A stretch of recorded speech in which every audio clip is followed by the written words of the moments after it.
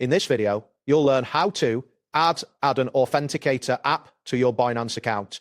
This process will enhance your account security by implementing two-factor authentication, making it more difficult for unauthorized users to access your account. Begin by navigating to the Binance website. Once there, locate the sign in button, typically found at the top right corner of the homepage. Enter your account credentials, including your email and password. After successfully signing in, you will be directed to your account dashboard. Next, look for the profile icon, usually represented by a user's silhouette in the top right corner of the screen. Click on this icon to reveal a drop-down menu. From this menu, select Security to access the security settings of your account. Within the security settings, find the section labeled Two-Factor Authentication. This is where you will initiate the setup for the Authenticator app. In the Two-Factor Authentication section, locate the option for Authenticator app.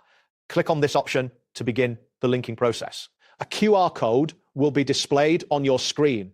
At this point, open your Authenticator app on your mobile device. Use the app scan feature to scan the QR code presented on the Binance page. After scanning, the app will generate a verification code. Additionally, you will see a backup key displayed on the Binance screen. It is essential to write this key down and store it securely, as it can be used to access your account if you lose your device. Once you've scanned the QR code and saved the backup key, return to the Binance interface and enter the verification code generated by the Authenticator app.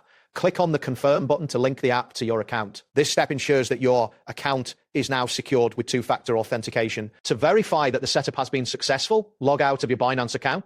After logging out, attempt to log back in using your account credentials. When prompted, enter the code generated by your Authenticator app. If you gain access to your account, the setup process was successful. It is advisable to keep your backup key stored safely, as it provides a recovery option in case of device loss. That wraps up today's guide. Thanks for watching, and catch you in the next tutorial.